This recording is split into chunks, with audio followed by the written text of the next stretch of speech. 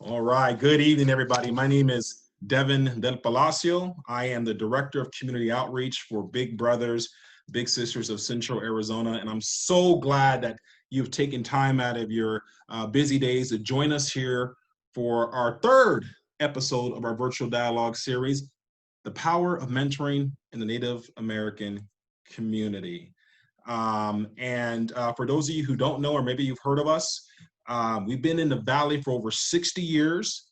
Since our inception, we served over 65,000 youth, empowering them to reach their full potential. And in fact, that is our mission. Our mission is to provide one-to-one access to relationships with our youth so that way they can reach their full potential. Mentorship is key. We know it works. It's proven to developing our youth and the next generation of leaders. And so with that, I actually want to introduce one of my colleagues. Her name is Bobby. She is our Senior Program Specialist and Tribal Partnership Coordinator. I want to invite Bobby now to say a few words about her role and the work she does here for our organization. Bobby? All right. Good evening. Yeah, Bobby knows and share Kitachin and Shlan Ashin Bashin, Nakaido, Kiani Chase, Katnas and Dashanella. Like Devin said, my name is Bobby. I work with Big Brothers, Big Sisters. I've been with the agency for almost 14 years now, working with our Native communities local to the Valley, Gila River, Salt River, and a lot of Navajo volunteers and littles as well. I just wanted to quickly introduce myself and let you know, that we do have a tribal partnership coordinator with the agency. I will put my contact information in the chat box if anybody's interested in touching base afterwards as far as getting involved as a volunteer, or if you have families that might be interested in the program, I'm definitely welcome you guys to touch base with me, and I can follow up with everybody. And I also just want to thank all of our panelists for joining us. I know all of them in different capacities, and I'm just excited for you guys to be here. And then shout out to everybody that has logged on as participants. It's really great to have such a high turnout, and I think speaks, well to being able to rally together as a community, and especially rallying together for our youth. So thank you, everybody, for joining us. Awesome. Thank you, Bobby. And we appreciate and thank you for all that you do in our community. You do so much great work. So I want to thank you for your help in making this conversation possible and helping us to create this space. And so before I introduce our panelists, what I would like to do first is read a land acknowledgement. Okay, I would like to read a land acknowledgement. And so Big Brothers, Big Sisters of Central Arizona sits on the original homelands of indigenous peoples who have stewarded this land since time immemorial. Aligning with our agency's core values of a diverse and inclusive community, it is our responsibility to recognize and acknowledge the people, culture, and history that make up the community that we serve. At the agency level, it's extremely important to us to be proactive in broadening awareness throughout our Big Brothers, Big Sisters of Central Arizona network to ensure our littles, our bigs, feel represented and valued. So with that, let's go ahead and begin introductions. And then I would like to first start off and invite Mr. Sam Taylor. Please unmute yourself and introduce yourself. All right, good evening, everybody. My name is Sam Taylor, and I am the lead housing case manager at Stepping Stone Place for Native American Connections. I come from the Hopi tribe, and I come from the Bakapuma clan, which is the bamboo clan. Thank you. Awesome.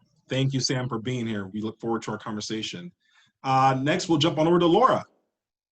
Could you please introduce yourself, Laura Medina? Laura Medina, Indigenous Hello, my name is Laura Medina. I do identify as an Obijwe mom, and I work, my daytime position is a Student Success and Retention Coordinator for American Indian Student Support Services at ASU. I also am one of the organizers for Indigenous Peoples Day Arizona, and we are currently working on starting up a group of matriarchs who have been meeting every couple of months. We've also did organize a matriarch gathering right before COVID, like literally a week before the quarantine. So And we are looking to build up that initiative as well. So if there's anybody wanting to get involved, hit me up. I also do a lot of land and water defense. Currently, we are going hard and full throttle on protecting Oak Flat, which is only an hour away from the valley.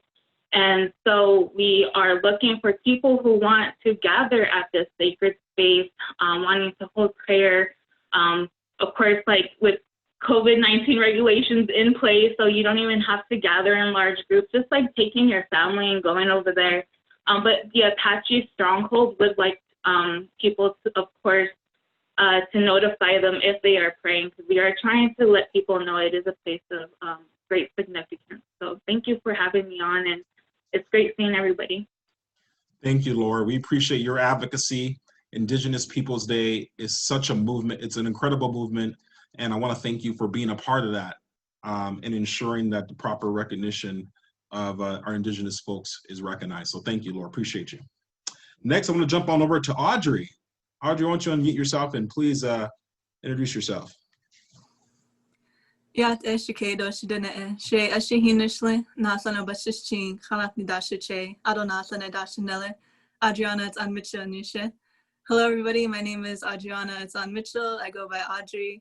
I am Navajo and Cheyenne, and I'm an enrolled member of the Colorado River Indian Tribes, and I'm very happy to be on this call today. In my lifetime, I've been involved with many different organizations that really cater to Native youth, such as the Big Brothers Big Sisters program. I was once a little myself in the program, and it's a very good program, and I recommend it to everybody, and I'm just very excited to be a part of this call today, so thank you.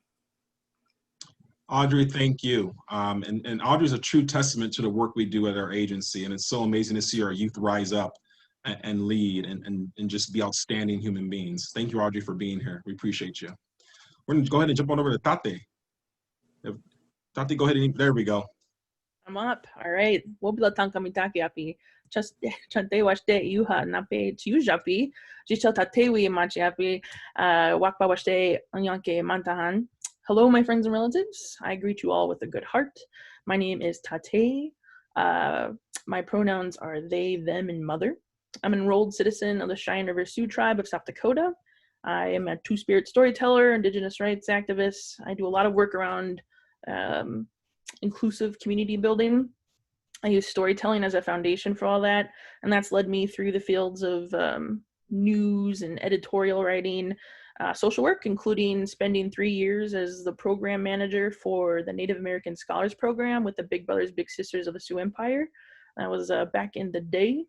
And mentoring 4 Native teens over the course of several years.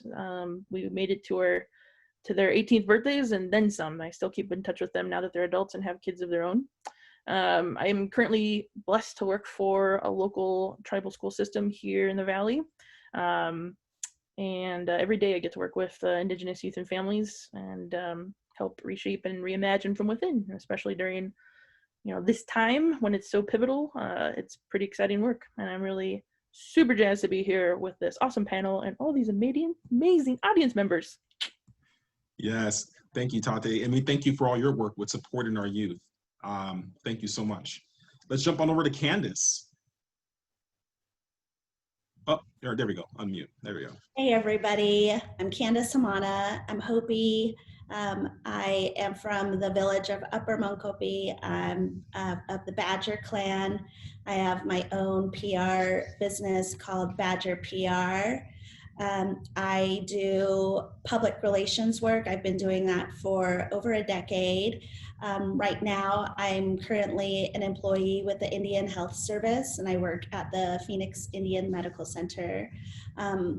I've been really busy with crisis communications, hospital incident command systems, developing internal and external messages for our employees for the public-facing platforms that we have. And it's been really challenging, but it's also been very important work. And I just hope you all are registered to vote. And thank you for having me here. Yes, Candace, hitting on all the points. All of Thank them. you. Right, check. Thank you so much for all the work that you've done Thank you. and that you're doing around making sure that the narratives, the proper narratives are being shared within the prospective community. We appreciate you, Candace. And certainly last but not least, our good friend, Jim. Jim, why don't you go ahead and unmute yourself and please introduce yourself. Stongo. My name is Jim Larney. I'm from the Seminole Nation of Oklahoma, and currently I'm the director of the American Indian Institute at Mesa Community College. And it's an honor to be in that role because out of the 10 Maricopa community colleges, it's only us in Scottsdale that have an actual center to serve our Native students. And out of the 10 Maricopa community colleges, Mesa has always had the highest number of Native students out of the colleges. So it's an honor to be the director for those students and also to be here tonight with you folks. Awesome. Thank you, Jim. We welcome you and thank you for sharing. We look forward to you sharing your wisdom and knowledge with us this evening. And before I jump into our questions for our panelists, I do want to say this is a brave space, okay? This is a brave space for us to have candid conversations around the various happenings and solutions to uplifting the Native community, especially our Native youth, how we can empower and talk about ways to shape the next generation. And so this is a brave space, candid conversations. If you feel a little uncomfortable, that's how it's supposed to feel, all right? So let's jump right on into it. First question I'll go ahead and start off with, and I'll jump right into it. Let's talk about the current events, recent events that are happening across our nation, in our community. Candace mentioned it a little bit with the pandemic. Not only are folks dealing with the pandemic, but we're also dealing with racial unrest. And so there's a lot going on. So what everyone wants to know is, how have the recent events impacted you as a leader? And how do you see mentoring as a solution to everything that's happening, not only in our community, but across our nation? And so I'd like to go ahead and kick off with Laura Medina. Oh, yes. So, man, 2020 has been quite a year, right? There really is no words for the impact that I've been feeling. Really, I mean, maybe if I knew my indigenous language and there's a word for this type of emotion, but it's just overwhelming nearly with the pandemic, with the racial intention, but really I've almost felt like I've been preparing myself my whole life for this. Like, I've always felt like my whole life that this society is going against the natural order. It's built against for indigenous people, against people of color. And so, like, I've always known this system was unstable, was unsustainable. And so for me, it was just always like, I knew something was going to happen, whether I was going to see it or not. And so we're actually witnessing it. We're actually seeing it. The earth is crying for our help. The youth is needing us more than ever. Our elders need us more than ever. And so, like, all around, it's just, right now is a crucial time for us to partake in this idea of mentoring. One, because we need a radical shift in the educational process. It's not working for us, right? And with that, with mentoring, we're able to develop these interpersonal communication skills that have been lost through colonization. As Indigenous people, we've always been communal, right? We've always built our strength on communicating, on connecting with one another. And because of colonization and this idea of individualism, right, it's completely disrupted that. And so we need to partake in building these interpersonal communications, connecting with one another, not only mentoring, but being mentored as well by youth, by elders, by our peers, peer-to-peer mentorship. So there's all sorts that we need to take an active role in. Awesome. Thank you. Thank you, Laura, for kicking us off. And you said something in there that you feel like you've always prepared for this. And I think as people of color, there's this trauma that gets passed down from generation to generation, and there's research that shows this. So you've sort of shown a light on it, and you're speaking to your experience. Audri, I'm curious to hear your opinion on this as someone, as a youth here on our panel. How have the recent events shaped your views and impacted you as a leader? And what do you see as a solution? I definitely agree with many of the things that Laura has said. And with this ongoing pandemic and, us not being able to do the things that we would normally do, even I think especially as a student, it's hard to, be in these times because we're used to going to our classes in person, going to school, and it's just become something of our daily routine for students. And having that taken away from us and having to, find a whole new way to get used to these different online things has been very challenging, but it has also brought new ideas and new ways to that we can, persevere and get through this through online technologies. And I think for me personally, I do currently hold the title of Miss Indiana, Arizona. And the big part of that title is to go out into the communities and, talk to people, talk to different community members, tribal members, the tribal, the people of different tribes, and go to different events and just be there with the people, be there to talk to them, listen to them. And that's something that's very impacted me a lot because I don't get to go to events anymore. I don't get to, meet with my community members. But I think, like I said, this new technology and meeting through Zoom is something that, can help us, further along and can help us, reach back and get back to our communities and help uplift others like we used to. Awesome, Audri. Thank you for sharing that and your experience as a student and how you're handling it. And what's obvious about you, and I think the reason why you were voted as Miss Indian Arizona is because you could see the resiliency in you when you speak. You say, hey, you know what? This situation kind of sucks, but you know what? I understand how we can leverage this technology. Because you're absolutely right. If we had this event in person, I doubt we would have had, right now we're sitting at over 50 people that are joining us. I'm not too sure had we, if we were able to meet in person, if we would have had this many folks in one room. I would hope so, but through technology, we're able to leverage these opportunities. So, we don't always have to demonize technology. Let's leverage it, right, to figure out how we can do the work better. Thank you, Audri.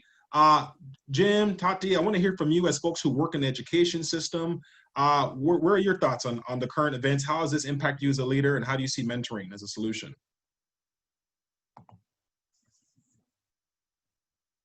Taté, I was going to try and be nice and let you go first. I was going to say rock, paper, scissors. No, I'm just kidding. Exactly. Well, I'll speak. The way I think about it, what we've been doing with everything that happened with this pandemic in higher education is that I'm always using movies as metaphors. So for those of you who have seen the movie Apollo 13, that was just like another regular mission to the moon, but then all sorts of issues happened on that spacecraft. And then NASA had to figure a way to get them back by using only what they had on that spacecraft to get them back to Earth safely. And as educators, what we had to do is look at like, okay, how can we reach our students with the technology that we have right now? What can we actually do? And so within like a short time frame, like what happened at MCC is, we were doing a normal semester, regular semester at school, then midway through at spring break, then all of a sudden it's like, okay, everything's going online. And we had to shift so quickly to moving online. But then at the same time as we shifted, then all of these inequities came out about how a lot of our students don't have access to internet, to Wi-Fi. Then you got people being laid off from their jobs. Our whole world got disrupted by everything. And then, now we're trying to find ways to still present our material. And you've got families that are sharing one computer, and you got, like mom and dad trying to do the work, and then the kids trying to do their schoolwork, older siblings trying to do schoolwork, even in my own household, all of my girls are using our Wi-Fi, our internet service, and man, it just lags. And then sometimes the computer, the video doesn't work. So right now they're not home. So I got video for once. I'm happy to see you guys, and it's great. But that's just some of the struggles we've had to deal with. And I want to speak to something that like Audri and Laura talked about as far as being resilient as natives. And I was cracking up because I was in a meeting with a lot of my fellow directors and managers at school. And one of my one of the deans, she was like, I found this great thing. There's 3 stages of what we're into. And so she goes, where do you find yourself? And I forgot what those 3 stages were. She was like, are you in this one or this one? And everybody's like, well, I think I'm over here. I think I'm over here. And everybody's talking about where they are. And then she goes, and then I think it's because she wanted to show how smart she was and everything, and like to address us and stuff. She got to me, she goes, Jim, she goes, where do you see yourself in this? I said, well, actually, I don't see myself in any of those. I said, I see myself in a resilient stage. I said, that's where I see myself. Because I said, as a Native, I said, we've always had to deal with issues our entire life. Our ancestors, my mom, my grandparents, the things they've had to deal with and overcome. I said, it's part of our nation to be resilient. So this, yes, it sucks, but you know, we're gonna find a way to get through it. We're gonna be resilient. We're gonna find our way through. So before I start talking more, I better turn over to Taté. That was great. You led it right into what I was thinking too. The threats to our health and sovereignty. You know, I'm from South Dakota. Cheyenne River is one of the few reservations that just gets bombarded with scorn from our GOP state leaders for having blockades to protect our people. And we've seen those blockades work, by the way, but it threatens our sovereignty to have our decisions questioned like that. The police brutality that's been going on, the educational limbo, you know, these are things, sadly, that Indigenous people and people of color in general have experienced in some way, shape, or form for too long. Indigenous people know the power of a well-aimed germ. We've seen state-sponsored genocide. Our ancestors and many of our living relatives, my mother as well, survived boarding school. What's happening now has always been happening. And a big difference, of course, is that these things are now affecting non-people of color. Non-people of color are getting sick and have to stay home and have to wear masks. Non-people of color, you know, have their communities and neighborhoods paused to make space for those seeking justice. Non-people of color kids, their educations are at stake too.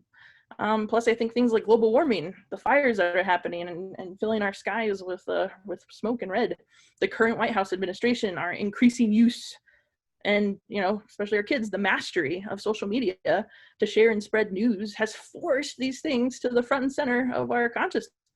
As a leader, you know, I'm constantly asking myself, how do I leverage these moments and movements and experiences and create space for youth and community thrivance? I love the idea of resilience, and I love the idea that our people have shown that we can come through and survive. As a mother and as somebody who works with youth day in and day out, I want to see our people thrive. And I think that happens. We can do that, right? And I think we've seen ourselves do that. You know, our youth depend on adults to fight for their futures. So what does that look like for me day to day? It's strengthening my language and cultural skills. That means making time for my non-human relatives outside. It means doing what I can to decrease my carbon footprint. It means marching when I can and donating when I can't march and amplifying voices of those who are fighting for justice every day. It means taking time for myself. That means writing. I play Wizards Unite on my phone. Love it. It means volunteering to register folks living in tribal communities. I'm doing that right now. I'm calling people up and just saying, are you registered? I'm helping them fill out their census. It means that I'm going to vote, even if I'm not happy about my choices, because I know that my duty as a citizen of my tribe and a citizen of the United States, it doesn't stop at the ballot box. It extends well past November. I'm a responsible person, and I think that means that I have to hold my candidates accountable. Me. And every other person who's a voting age citizen as well. I'll stop now. Wow. Listen, Taté, you hype me up. Woo! All right, let's get this thing going. Sam, you're gonna have to follow her.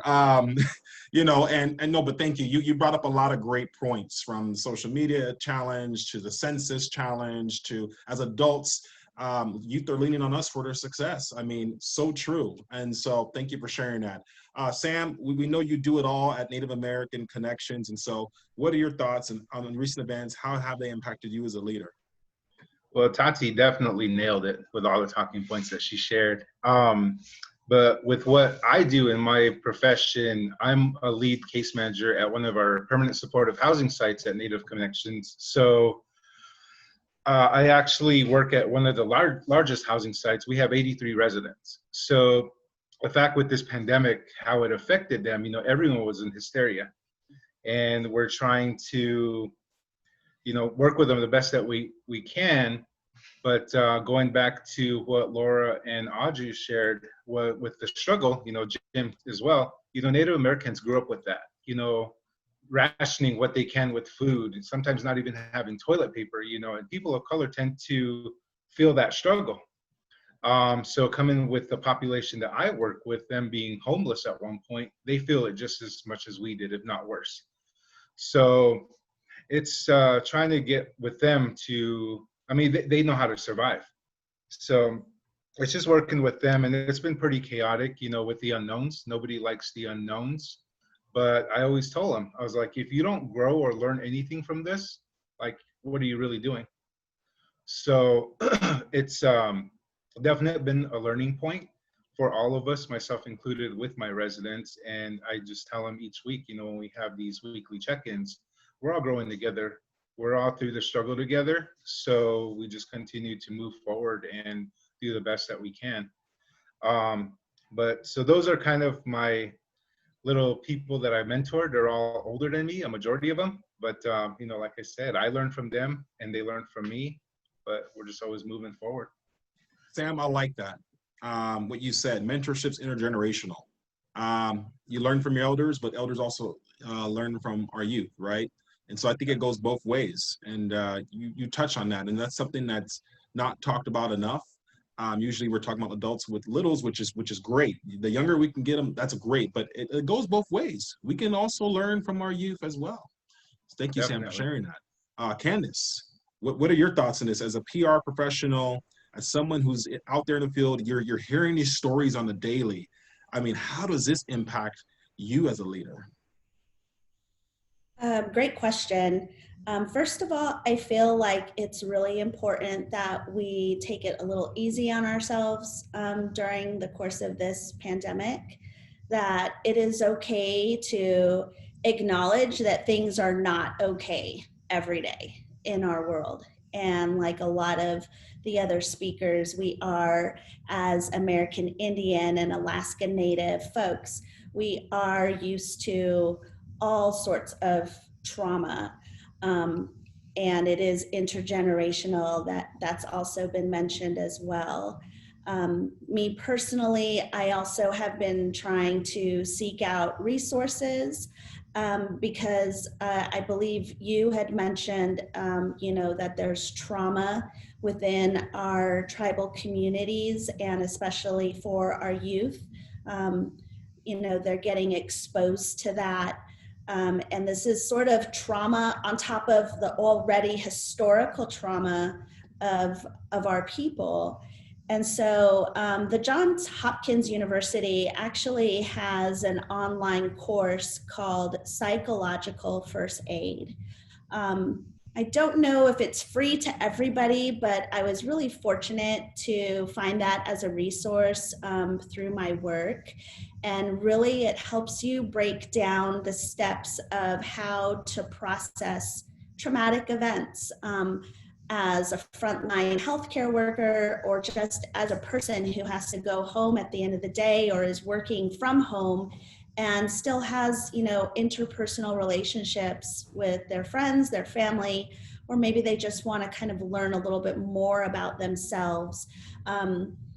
So that online course is really designed to kind of be self-sustaining and help build and strengthen those peer-to-peer mentorship and relationship opportunities, because, it truly takes a village to make sure that our fellow brothers, our fellow sisters are taken care of, that emotionally we're getting through this.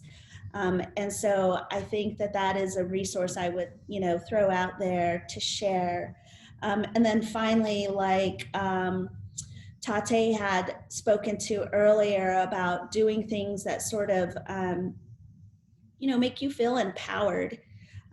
If you're able to donate or just lend a hand handing out food boxes, if you're going through your clothes because you've got to purge some things and you can donate it to the Native American Connections. They have a stand-up shop for women transitioning back to the workforce.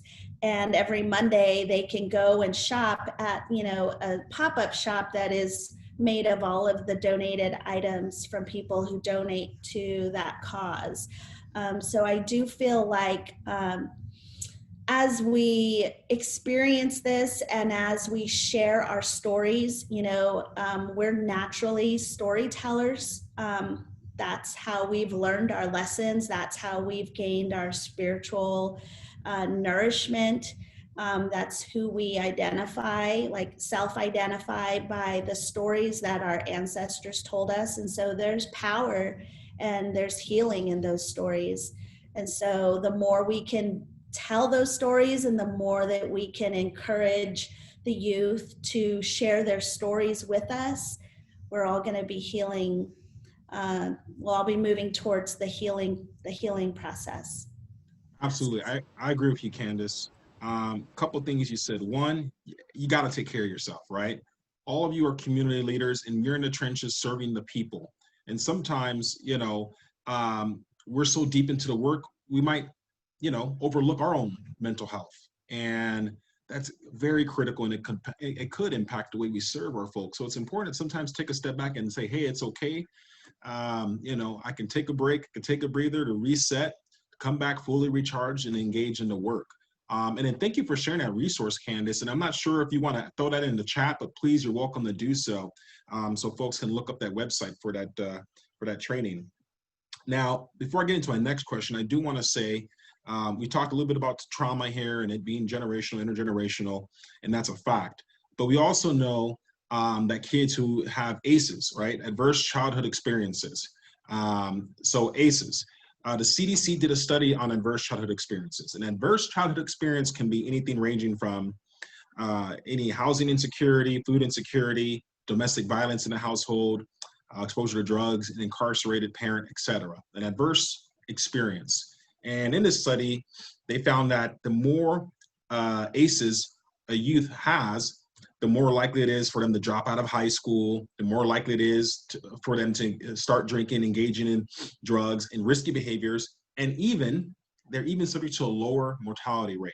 So we know the damage or the harmful outcomes ACEs can cause. But at the end of that study, the research showed the one way to mitigate those effects was to provide access to one caring adult. That's it. That was the way to mitigate the negative effects, is to give access to the youth, who just one stable, caring adult. And so with that being said, I want to open it up to the panel. Who have been your mentors? Who was that one stable, nurturing person in your life that you want to tell us about and share with our folks here listening in? And I'll just open it up. Please feel free to unmute yourself and share.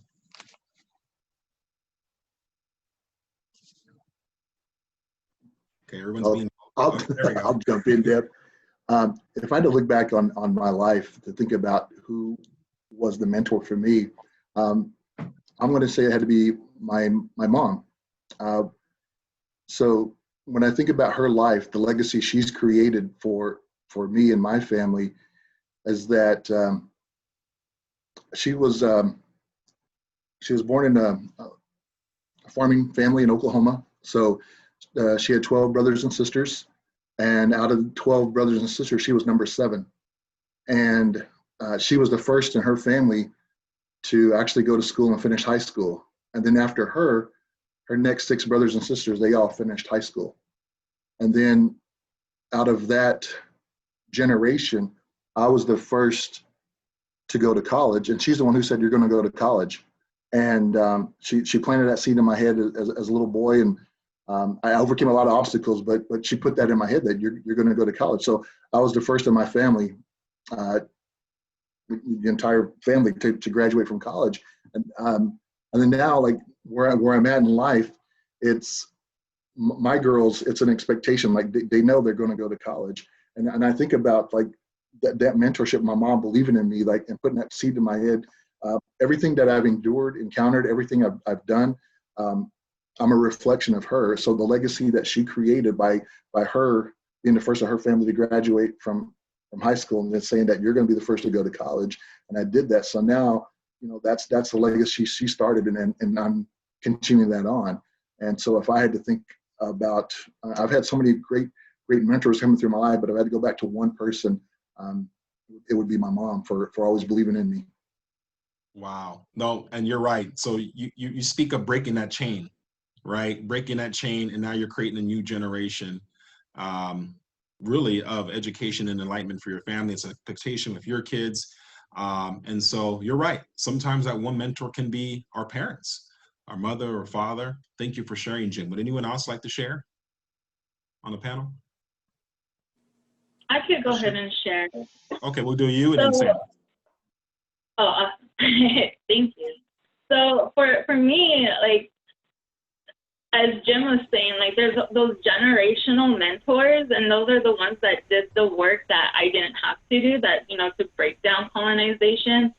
And in so many ways, my mom was that mentor, but then also I had to realize how my mom continued to participate in colonization, right? Like, realizing how are we continuing on our own destruction.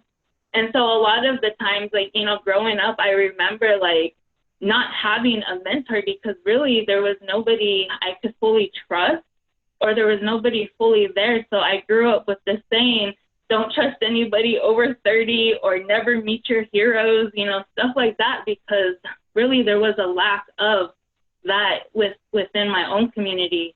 Really, my mom became the mentor by pushing me in positions I never really thought I would find, right? So I had to raise my brother and my sister. So I eventually took custody of them, at a very young age.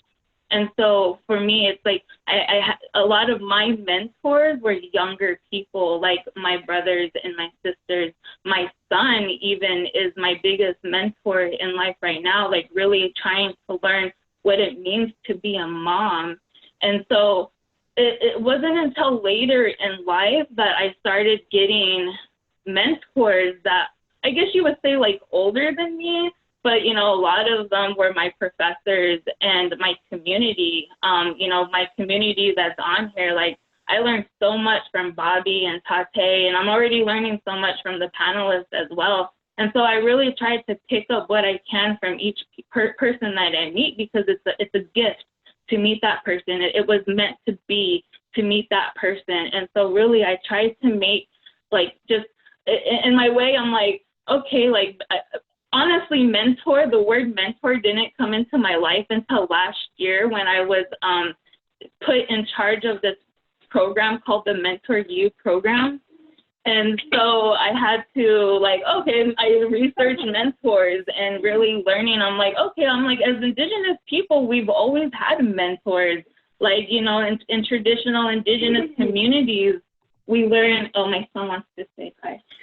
In traditional Indigenous communities, we've always learned from our elders, like in our society today, elders don't really have a role. Like, they're put in literally nursing homes.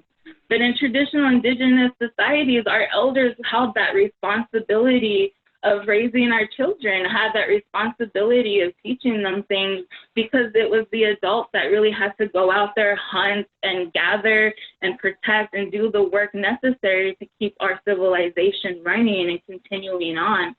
And so, nowadays, like, I seek mentorship relationships. So I go to different land and water defense occupations or people who are fighting. And I always try to listen to the people of that community. Me living on unceded Akma, O'odham, and Peepash territory, it's always trying to find O'odham people who are of this territory and learning their stories, learning about the significance of the many places that we live upon. And it's also me being an Obijwe woman, realizing that I'm displaced as well. Like, I don't live on my traditional territory. So what does it mean to be a good relative living on somebody else's territory? So for me, it's like my community and the people around me, the space, land, life in general is my mentor.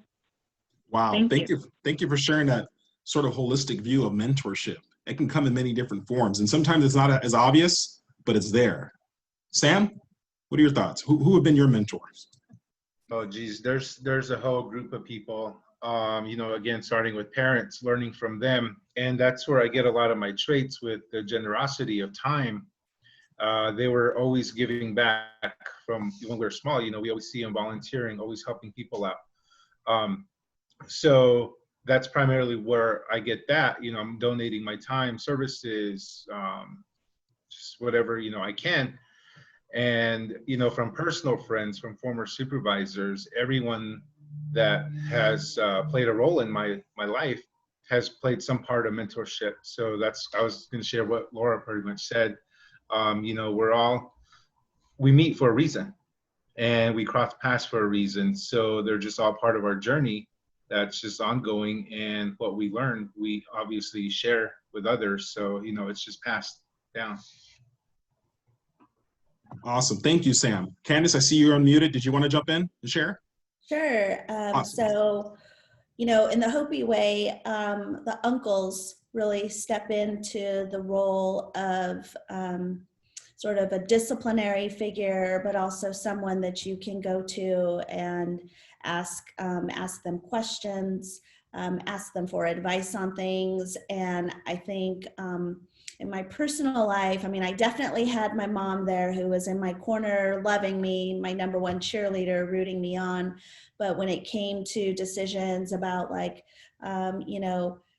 going to college or just things that maybe I didn't think I had the best answer for, I would always go to my uncles.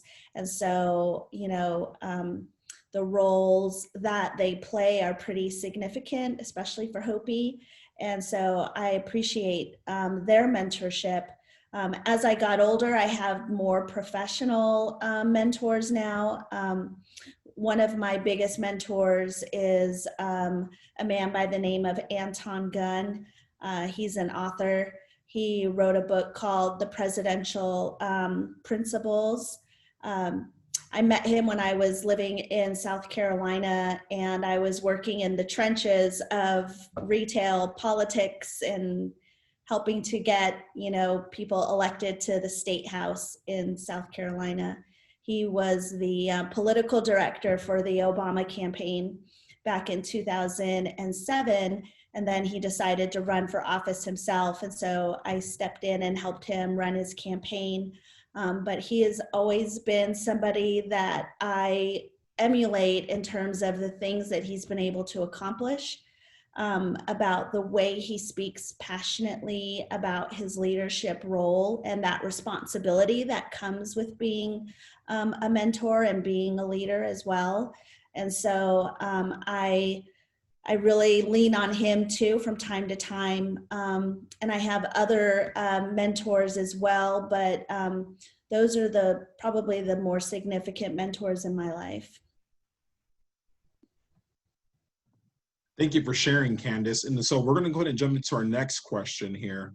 And this is sort of prefaced on the fact of who in our program serves our youth. And the fact is that a majority of our volunteers that work with our youth, that are bigs or our volunteers, they're non-native. They're white, but a majority of majority of youth we serve are of color. And so what advice do we have for our non-native allies, right? To be great mentors for our native youth. So what advice would you give them to be better servants to our native youth? And anyone can jump in and mute yourself and jump in there. This is, obviously this is very important. Oftentimes I'm asked, hey, what can I do to be a better servant? What can I do to be more understanding, right? And so, Sam, I see you're unmuted. Go ahead, share with us. Yeah, one of the biggest things that I've come into, working with Native American connections and, being a Native American is to tell them, have an open mind.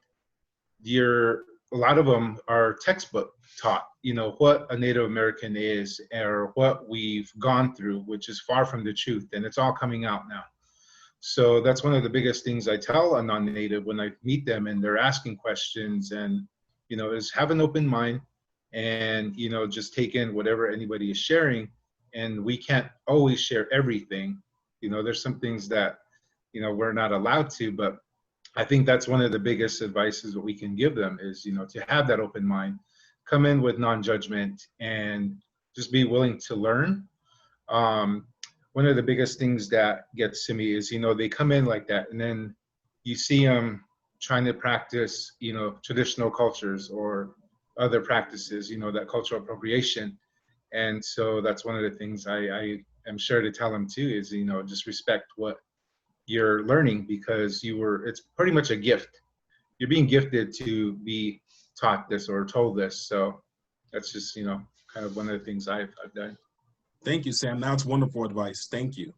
Did anyone else have any advice for non-native allies on how they can be better mentors to their native youth? Thank you for sharing that, Sam. Jim, I see you got yourself unmuted. Did you want to touch on this question? Yeah, when I into college, get a lot of people come in, they want to know, like, how can we work with your students better? And the main piece of advice I give them is just be authentic, be genuine, be sincere. When you meet with our students, there's a lot of students when they come into an institution of higher education, it's already unfamiliar territory. They're in a space where they feel like they may not belong, and then all of a sudden you got somebody come in, wanting to work with them. I said, but when you work with them, I said, be genuine with them. I said, be authentic when you're talking to them. I said, don't come off as a know-it-all, that you know everything there is in the world. So just make a connection with them first and let them know, like, hey, I'm human too. I have faults. I have struggles. I didn't graduate from high school and then walk right into this role. Like tell them how you got there, like what struggles you went through, what obstacles you had to overcame to get you to this role that you're in, and help them out. And that way they can find something they can identify with. Like, oh wow, no way, you're from a single parent home. I'm from a single parent home. Oh no way, I didn't. A lot of times they think that because we're in this role, they think, oh, you got there, magically appeared one day, and that's not how it happened. It's like, just be authentic with them, just be genuine, be yourself, but not in a condescending way to our youth. Be there to be human. Absolutely, Jim, you hit it right on the money. Be authentic, but not in a condescending way to our youth, right? Come as your authentic self. And we say this about the youth and families we serve at Big Brothers Big Sisters, is that, hey, our littles, our families and kids, they already come to us whole. They're not looking for a savior, right? We're not asking folks to be a savior here. We're asking you to be a friend, to develop a relationship, to be authentic with yourself. Because if there's anyone who could smell BS immediately, it's our kids. They know immediately when you're showing up fake and you're not your authentic self. They might even, be a little, they might even call you out on it. So thank you for sharing. Great advice, Jim. Candace, I see you. Do you have something on this? Yeah, I would just say be patient. Be patient with youth if you're a non-native mentor. A lot of native families, I think, have always sort of pushed the idea that children are to be seen and not heard. There's not a lot of native families that sit down at the table and talk about, issues and how we're going to run a household, and so we grow up kind of accepting the fact that we haven't been invited to the table to be a part of these more maybe adult or substantial kind of conversations. And so it takes some patience and just some coaxing, like Jim said, being your authentic self, trying to find a common connection, because nobody is perfect. And so trying to be something you're not is, that's gonna kind of make them, retreat back in. And so you just have to be patient and let them come out in their own time, and they will. Right on the money again. Patience is key. Sometimes what we find out in developing relationships, especially with youth, it could take a while for you to earn their trust, right? And you have to be patient. You can't expect to develop a relationship overnight, right? You have to be flexible and patient. So thank you, Candace. Taté, I'm sorry, I saw you. Did you want to touch in on this? Sure. Okay, perfect. So yeah, what you guys are all saying is fantastic. I would say get rid of your expectations. It's likely that given what we know about folks' experiences with Native people, if they're not Native themselves, it's almost zilch in terms of what you know about us, and the fact that there are more than 500 individual unique tribes in the United States. It's likely you only know about stereotypes, and so it's really important that you step back in terms of that piece of your relationship. But I also would encourage you to remember that we're just talking about kids here, and kids are kids, and they want experiences with a caring adult. That doesn't mean they need you. I love what you talked about with white saviorism. They don't need a savior. They just need somebody to care about them for an hour or two every couple of weeks, or more, right? Send them a text. Hey, I'm thinking about you. That does wonders. So a quick story about my own experience with mentoring. So I met Tiffany when she was 14 years old and going into 8th grade. I was about 22 or 23 years old. So I knew everything. Just kidding. But I wasn't working for Big Brothers Big Sisters yet. Had no idea about the program. I had this massive interview process. I thought they were going to match me with my mini me, right? Just given all the questions they asked. And I was like, oh, she's going to like Harry Potter, and we're going to just read all the books and eat all the food and, go out to the movies. And it was not that way at all. I think the only thing we had in common was the fact that we were both Lakota. And that didn't mean very much in terms of, sitting in a car and trying to decide on what we wanted to do. And for her, that meant shopping or buying things, and that's not the basis of a healthy relationship. And I was also 22 and broke AF, so we limped along for more than a year, and it was painful. And I'm sure she'll tell you the same thing. So we did homework most of the time, which was a terrible, unbalanced relationship. It meant that she thought I knew more than her, and didn't want to do anything fun. Twilight was the thing that connected us, that super traditional tome text that pop culture natives are really into. No, in fact, I kicked and screamed into that series, but that was something she really wanted to do, is read this book together. She said, well, I know you like reading, and I've heard this book has native werewolves in there, and I was like, oh gosh, please save me from the native werewolf book. But man, we read that together and we just connected. It was the spark. It wasn't anything I planned, and it wasn't, it was amazing, because after that, she wanted to go to the midnight book release parties, and, I got to, I was like, have you ever been to one? Oh, let me show you the ways. Let's go to the midnight movie release. And so these were things, she was interested in, but also connected on the reading level, and beyond that, once she found that book series, I was able to introduce her to say Lord of the Rings, and of course Harry Potter, and she eventually found her way into liking that stuff, and then found her way into seeing me as somebody who cared about what she liked. That took forever. She's now herself 23, 24-ish, and we actually just saw each other a couple weeks ago. I was in South Dakota, and she talks about how she was apologizing for how much pain she put me through, and I was like, that's not even okay, it's true, but no, that wasn't even like our relationship, right? Like the fact that you can now see yourself as a 24-year-old mom, she is now, that our relationship, this mentoring relationship we had, has impacted how you're raising your own kids. Like, she's talking about the things that she's doing with them with reading and books, and just like, you taught me that, Taté, and it was super like, oh my gosh, but also just like, that took no effort on my part at all, other than time. And I think there's some magic in that a little bit, because I didn't need to be anyone special. I didn't need to go to college to do this. I didn't need to be, to set aside huge amounts and swaths of time. It was a couple books, right, that we bonded over. And I think a lot of mentors, or adults in general, sort of think they have to change their life right away, or that saviorism concept gets right there, and it's not that at all. It's you never know the little conversation that you have, how that's going to impact them years down the road. And it's pretty awesome to see now. Again, I can look back and say, oh yeah, we did have that conversation. I totally forgot I said that amazing thing, but you remembered it. Now that you're in your 20s, and that's pretty powerful stuff. Couple hours a month. That's all it was. Wow, and I thank you for bringing it up, Taté, because it's important to touch on time. As she mentioned, sometimes people think, oh my God, to be a mentor, I'm going to raise this kid. And it's like, again, no, we're not asking you to be their parent. And quite frankly, with some of the eligibility requirements for getting involved with their organization as a mentor is to see your little 2 to 4 times a month for at least an hour. That's it, 2 to 4 times, twice a month at a minimum for an hour.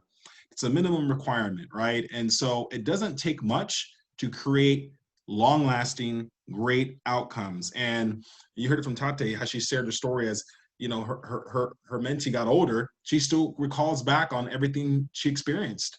And so sometimes you don't know your own impact that you're having. You don't know if the kids are listening or paying attention, but they're always listening. They're always listening. And so thank you for sharing that. I do want to hop over to the chat box and ask this question. Now that we're living in this age of the pandemic and we're leveraging technology, Rudy had a great question here. In your professional roles, have you been able to mentor teens through Zoom or other online formats? And what suggestions do you have to not contribute to online fatigue of kids? We know our kids are online, they're online for school, whatnot. So what has been your experience with mentoring youth through Zoom or other formats? And what can we do to not add to this online fatigue? And I'll open that up to anyone on the panel here. So I connected with a couple of my former mentees via Zoom and Facebook chat. In fact, 2 of my mentees, who again are now in their 20s, but who I'd been mentoring since when they were teens themselves, they reached out via Facebook Messenger, both of them did, and it was pretty cool. And it was only because, I wouldn't say only because, but I mean, the pandemic has caused a lot of boredom, I think, in some folks. But it got them thinking about our time together, right? Like the meaningful moments of your life, right? Who are those people? And so it was cool to get those messages. But it also got me reflecting on, again, that time piece, right? It doesn't take a lot for me to send a quick text or a quick message to a youth. And one of the things that I've been doing over the summer, so I had, I ran a yearbook club at our tribal high school, and those kids are no longer in our school district anymore, so I had no qualms about connecting with them over the summer that they weren't our students. But I was able to do like photo scavenger hunts over Instagram. That's one thing we did. So I would give them assignments of sorts, you know, hey, remember the thing that we learned with that photo skill? It's one of the storytelling foundations that I love is photography. It lets kids tell their story in different ways, and every one of them has well, not every one of them, but at least the teens do have phones or access to a device that can take pictures. And so getting them to think creatively about the visuals they see in front of them and what's in their backyard, what's in their house, and tell a story with that, right? So, okay, well, you know, show me your room, do a room tour. Let's what's important to you? Oh, this button is my grandma's, or, you know, really cool stuff that comes out. And so being creative with that technology is something I think that gets out of the humdrum of, say, Zoom classes. There's some awesome online games that are free to play that connect folks, and it's just you can have your phone and it sends texts. We've played digital charades with loved ones across the country. Lots of great stuff to do, but the big piece is just connect. I mean, the worst that can happen is they're going to say, I don't want to talk to you right now, but I've really never been shut down, at least from a little small conversation. I think that's what counts, is that they know you care enough to check in. And I know me as an adult, I love getting check-ins. So why wouldn't our kids like that too? Absolutely. Great points, Taté. Would anyone else like to chime in on this question about how to deal with fatigue? And Audri, listen, as a student, right, how do you manage that, right, with the online fatigue of Zoom, but then still, you know, having folks reach out to you, or maybe even you mentor someone in your cohort? How do you handle all that? Yeah, definitely with the online fatigue, especially with classes starting up again, I can see a lot of high school students, college students, and, you know, just even the younger students and everybody in general getting that online fatigue. But I noticed during this whole pandemic, a lot of my friends and people that I know have been picking up new hobbies, you know, doing crafts, even traditional hobbies like beading, weaving, and that's something that's really cool for me, because I really am someone who advocates for our generation of youth to, get to know their traditional teachings and their traditional knowledge. And I think now that they have this extra time set aside to really, get to talk with their parents or talk with, their teachers, whoever can teach them, these different things, storytelling, songs, dances, it can be really helpful for them to know this knowledge and, can help them throughout their lifetime in the future. And so that's one of the things that I've been seeing more of and that I've been really loving is, we do have to have technology in this day and age to stay connected with people nowadays, but we don't have to have technology take over our lives. We can still come up with new ways to, take care of ourselves. Mm-hmm. And again, going back to your point you made earlier, Audrey, about leveraging the technology, it's here, we got to use it, right? I think you brought up another point. A lot of us are picking up new hobbies, right, to deal with the fatigue of being online. We're doing things we've never done before. Man, I know I picked up some new cooking skills by watching YouTube University, and so the videos on YouTube. And so you're absolutely right. Anyone else like to chime in on this question on how we can help our youth get through the online fatigue and your experience with mentoring online before we hop on over to our next question?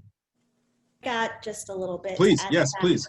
Yeah, because I think a lot of it also has to do with just, learning how to manage our time and stepping away from the computer and just going for a walk, taking the meditation videos that you can either find on YouTube or just even on your phone.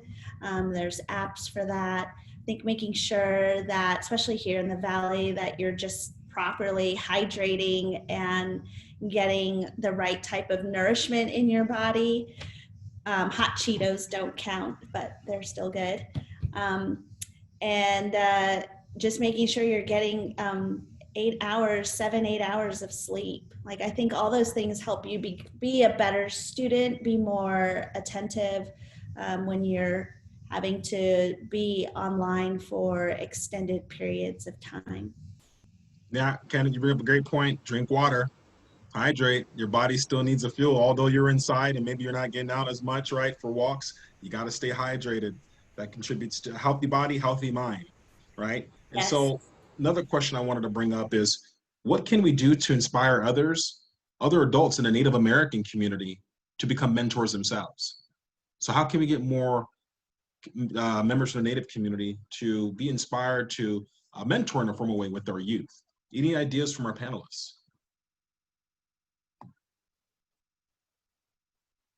And I know that's a tough one. That's obviously not an easy one, but certainly it's worth exploring and discussing what can we do. I always feel that representation is important, and especially when it comes to mentoring our youth. Our youth need to see people like you and other members in our community doing great things. As Laura mentioned, she's looked all around and is still looking for mentorship at all levels. And so what is it we can do to get more folks involved? Candace or Audrey? I see you guys both are muted. Audrey, did you want to go first? Yeah, I can go. Okay. I think I'm going to come from my own experience. Growing up, I never really thought about, I would be in the position that I am today. And I think it's mainly because of the people that I've come in contact with have always been encouraging to me and have always been, telling me that I should be doing this or that. And I think it's something that the youth kind of hear often, or at least through my experience, I know a lot of adults always say, oh, you can do this or you can do that, you can do anything you set your mind to, but it's kind of like a big thing to throw on to a youth, like you can do anything, you can do this or that. And it's I think it's better to take it one step at a time, like, oh hey, come with me to this event and we can volunteer over here, or I'll give you some resources that you can look through because you want to learn more about this. And I think it's just those little steps, those little things that we can do that can add up over time. And I think that you know, those little things really do make an impact. And I know that's something that's true for me, because through my mentor, my mom is my main mentor, and she's been, you know, having me and my brother go to all of these different volunteer events, going to different community events within the Native community especially. And I just follow her and like do what she tells me to do. And then it leads me to another path and another doorway opens. And I think that's something that we can really, you know, encourage our youth to do. Like, just do this one thing and, you know, another door will open for them, and maybe they'll reach for it themselves. Thank you, Audrey, for sharing. You're right. You never know what you're going to get by giving your time to someone or a cause. It always comes back. At least that's been my experience, and obviously that's been yours. Candace? Yeah, I think in order to encourage other natives to get involved with volunteering is to talk about the impact that their lived experience can have on a youth's life, and just being able to learn how to project their, voice their opinion, or, you know, just do simple things like Taté said, you know, learning how to attend these, you know, these book parties. What is that like? You know, just talking about, you know, selling them that sort of that mini-me experience, although it's not a mini-me matchup by any means, but, you know, just being able to give back to the community, especially during a time where there's just, people have time on their hands. At least I think they should, you know, if they're not doing other sorts of volunteering activities. This is a great time to get involved. And it doesn't, you know, cost much. Like Taté said, it's, you know, an hour of your time, and that hour just multiplies in value in terms of what you're able to share and give back to that Native youth. And that's going to inspire them to become, you know, a mentor themselves and see the importance of that. And then finally, Sam and I were bigs together. And I know we would talk about like, hey, let's meet up and take our bigs over here, you know? And so it's sort of like a family of bigs too. And it gives you time to connect with others who share that same passion for giving back. And, you know, it's just like a little Native party. Really, if you go someplace and you're going together as a group. I know we've gone to the Coyotes games, and you know, we've just had some great opportunities. The organization itself, Big Brothers Big Sisters, they do a great job of also having opportunities, networking opportunities, where you can come together and meet other bigs, and littles can meet other littles. And so it really does feel like it's just an extension of your family. And thank you for touching on that, Candace. That's one of the many benefits to mentoring is, yes, you're with your youth and you're doing a service, but twofold. You get so much in return from the youth, but then also from other adults who are mentors. Because Candace is right. Outside of this pandemic, we have happy hours and gatherings where we bring bigs together to network amongst each other, because you never know who in this circle can be of service to you. Right? And it's always great being around like-minded, service-minded individuals to uplift your spirits, especially during challenging times. And so before we move on to some of our closing thoughts here, I do want to give a shout out to two folks who are on our call, Susan and David. They're actually joining us from Australia. They're with the University of Sydney. And in Australia, just to give everyone some context, it is 11:41 a.m. in Australia right now. And so we went global. And so we have people from across the world listening in to your wisdom, you know, as First Nation people. And so I just wanted to give them a shout out for joining us today. And if you look in our chat, our CEO, Laura Capello, also put her information in there. She's very, very accessible and very passionate about doing what we can to uplift all of our communities, especially our communities of color. So her information is there. Please do not hesitate to reach out, send her an email. As I mentioned earlier, we're all about collaboration and partnerships. We cannot work in silos if we aim to really uplift our youth. And so I just wanted to share that, those comments in the chat. And so be sure to share any other information that you'd like in there to connect. I'm going to put our website there for anyone that is interested in taking that next step to becoming a big brother or big sister. I'm going to list our website here. You click there, click volunteer, and you can sign right up to join one of our information sessions, get an application. We'll take care of it. It's all virtual, so you won't have to go anywhere because we know it's a pandemic. We want to keep everyone safe. So I just put that information in there. But I do want to move well, before we go to closing thoughts, this is a fun question I always like asking all my panelists. All right. So everyone's gonna have to participate in this one. If you had to mentor your 15-year-old self, what advice would you give yourself? So what advice would you give your 15-year-old self? I'm gonna give you all a couple seconds to think about that.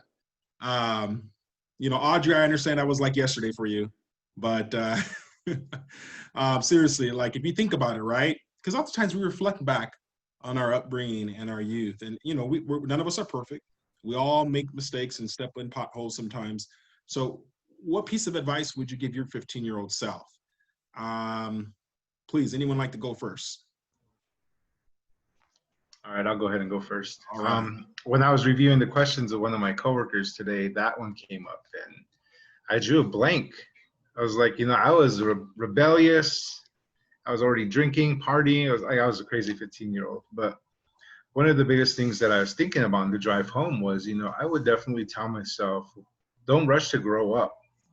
Like, they don't understand the responsibility it takes, you know, to be a productive adult, contributing to society, and, you know, just have fun throughout your youth and hang on to that as long as you can. But one of the biggest things would be with my story is, you know, I'm in recovery. I have addictions to drugs and alcohol. And that's one of the biggest things I would tell myself at 15 is, you know, you don't know the hardships you have ahead of yourself. And if I wish someone had told me, you know, what all of those substances, especially being a Native American and thrown into that statistic group, you know, of being a drunk Indian.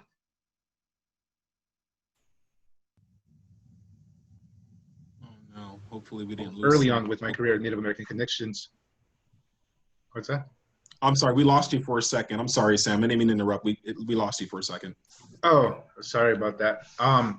So yeah, that's one of the biggest things with that recovery part was when I started with Native American Connections, I started out with the adolescent outpatient program. And that was me being the mentor to them, you know, to try to stop that addiction at that early age and, you know, doing what I wish someone had told me when I was 15. Wow. Well, first of all, Sam, I want to thank you for being vulnerable and sharing your challenges with us. I know that's not easy, but I commend you for sharing that with us, and keep it up, brother. Keep it up. But you're right. You know, we can't be afraid to have these conversations, right, with our youth. And as Sam said, he wished he would have had someone pull him aside and tell him, hey, you know, these are the potential consequences if you don't, you know, make some changes. So thank you, Sam, for sharing that. Candace? Yeah, I think I would tell myself 3 things. I would tell myself to think of it as an adventure.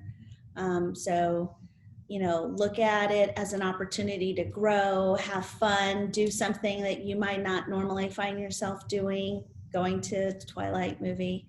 You know, also soak up as much knowledge as the mentor is willing to share with you. Like, that's a gift, that's a learned experience that they have that, you know, it could help you avoid, you know, a potential pitfall down the road. And as a 15-year-old, I mean, also understand your responsibility to the program and to the mentor. So, you know, take the responsible action to, you know, if you make a date with your mentor to spend time together, honor that commitment. You know, that pattern of honoring commitments to ourselves is something that we can learn at 15, even earlier, but that will serve us so many times through life if we learn to honor ourselves and honor those commitments that we make to ourselves and to others. Awesome. Honor yourself and honor your commitment. Awesome. Thank you. Laura? So yes, I would tell my 15-year-old self to breathe, drink more water, pray, and to load up on my traditional medicine and my protection, and to infiltrate every space that I'm not welcomed at in a very unapologetic manner. I believe when you start going into these spaces that you normally won't see Indigenous people or people of color, then you start to break down barriers. Then you start to get people to recognize you. Then you start to get other people, hopefully Indigenous people or non-Indigenous allies who are ready to learn from Indigenous folks.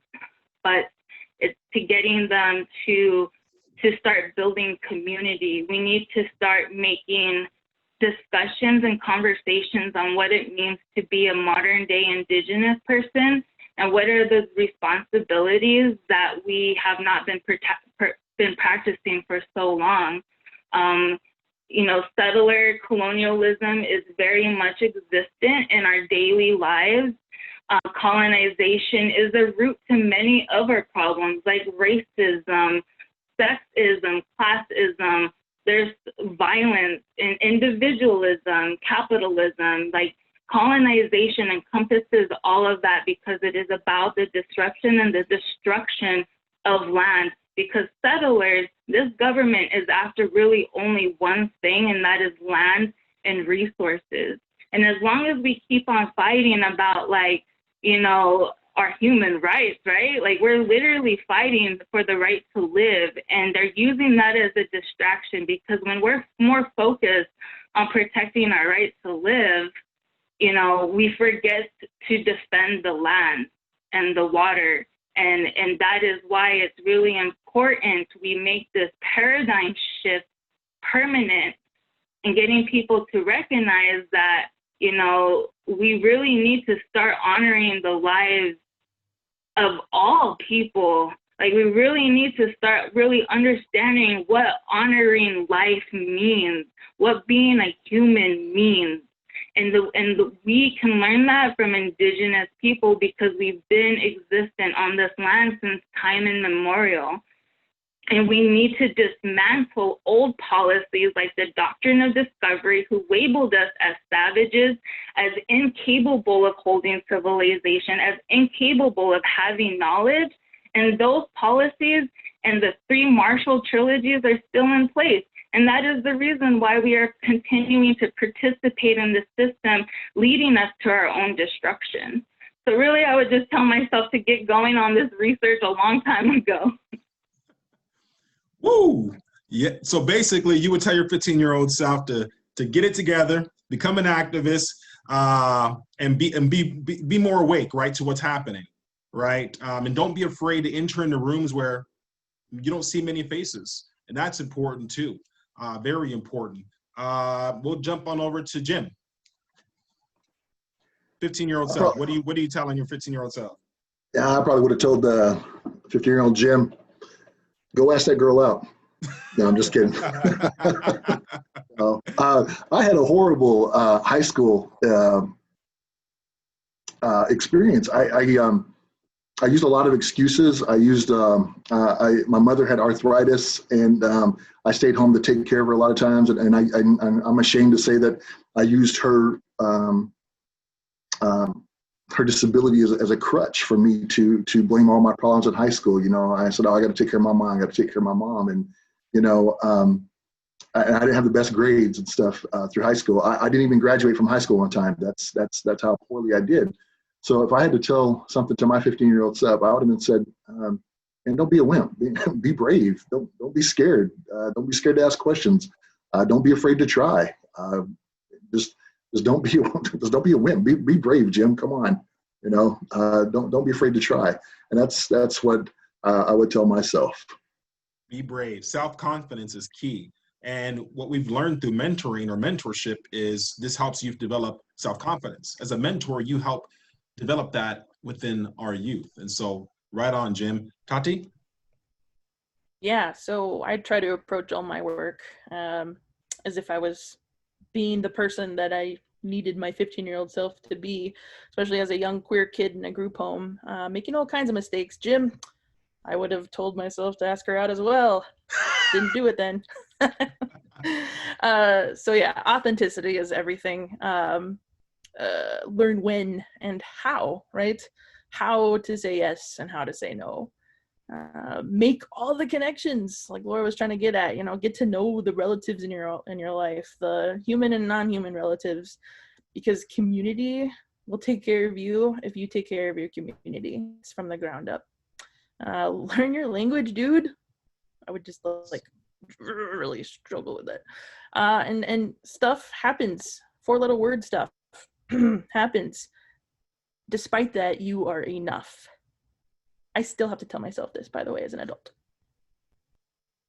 Thank you, Taté. And that's a big one. Telling yourself that you're enough. And this is something that even as adults, even myself and all of us could probably share then a little bit in that what you experience every day is reminding ourselves we are enough. We belong. We belong. So thank you for sharing that. Audri, take us out. What would you tell your 15-year-old self? One of the things I would tell my 15-year-old self is don't get too caught up about thinking about what other people might think about you.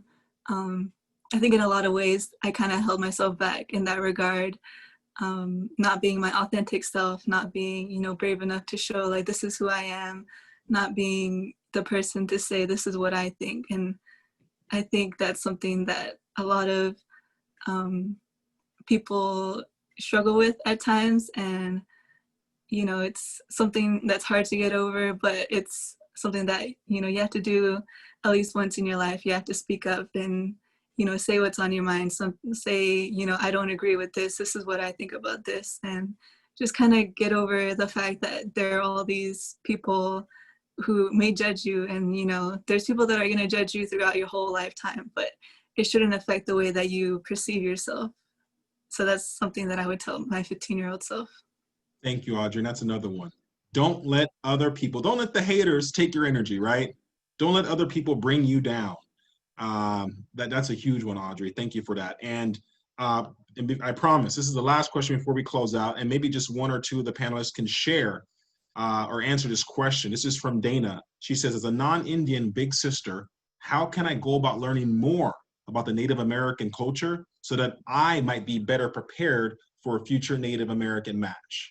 So what resources can y'all share with Dana and other people who are listening in to go and learn the authentic, right? The true history, not, the ones that are currently in our textbook that are being, revised. Where can folks go get the true knowledge on Native American culture? I would recommend reaching out to the panelists on here. And also you could follow my social media page, Indigenous Peoples Day Arizona or IPDAZ. I'd be happy to share a list of readings and a list of names of professors from American Indian Studies. And I do believe, I'm not too certain, I'm going to fact check this myself, that there is possibly some virtual American Indian Studies or Native American or Indigenous Studies courses that can be taken online. I would just also recommend for any of the people to realize that there's over 500, 600 Indigenous nations, and none of us are spokespersons for our tribes either. We all come from our own individualized experience. And that's how we decolonize and look at knowledge and education, is that we are speaking from our own individual self as an Indigenous person.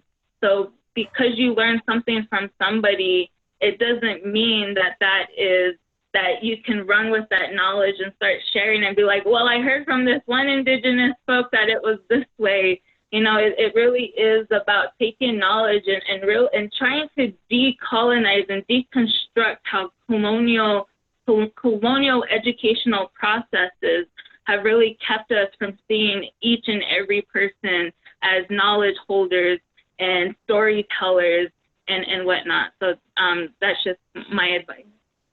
Thank you, Laura. Thank you for sharing that. Sam also, in the chat bot, Sam also listed a free resource on some classes. So please make sure you check that out. And I would encourage our panelists, if you're open to it, having folks reach out to you, please place your information in the chat bots, your email or social media where they can find you and connect with you. This has been very inspiring.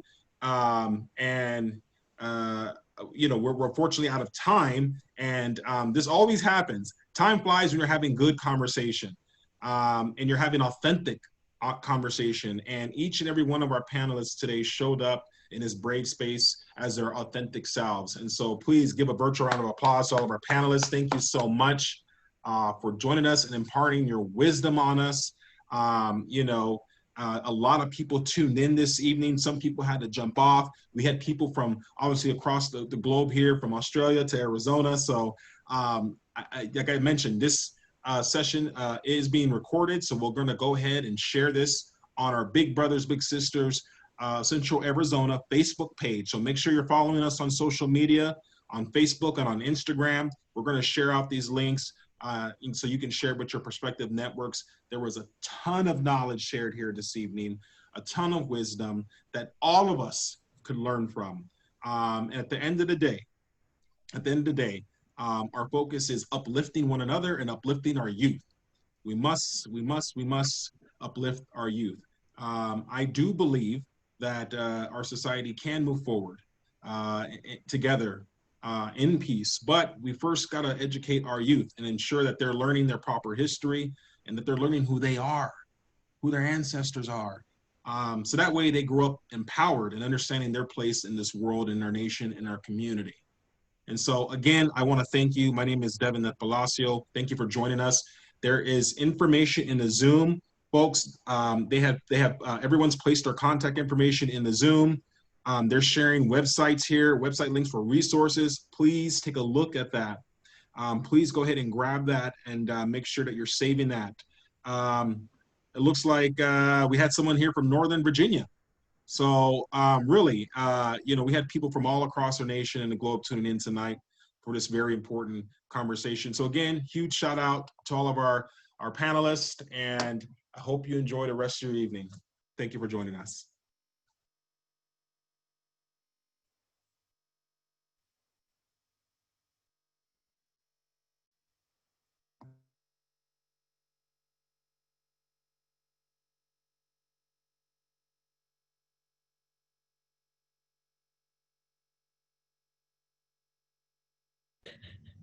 Hey, Jim. What's going on? Hang up. I don't know if we're going to debrief or not. But that was cool. But Taté, it was great to meet you through this. That was awesome. I loved hearing your words, being authentic. Laura, it was good to see you again. I mean, you came and spoke to our students a few years ago, and it was good to see you again, hearing your words again. That was awesome. Audri, always great to see you as well. So I loved it, you guys. Yeah. Thank you so much. A lot of fun. I learned so much. Yes. Thanks, Thanks, guys. Bobby. Nobody told me my camera was off, guys. I'm sure you hated that. But Thanks for bringing us all together, so Bobby. Yes. Thank you, guys. Thank you. Yeah. Good job, Devin, with the moderating, man. Appreciate it. Way to keep it flowing. Yeah. Thank you. No, thank you all again. You guys are rock stars. I mean, just amazing. I love doing this. I love hearing from y'all. And you guys kept saying it. These things don't happen on accident. And I believe in that. I believe, you know, everyone there's a reason for everything. And so I'm so glad that I got to just be a part of your stories.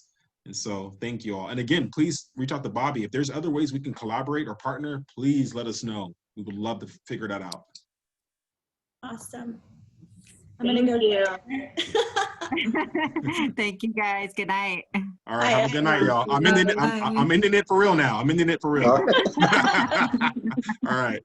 All right.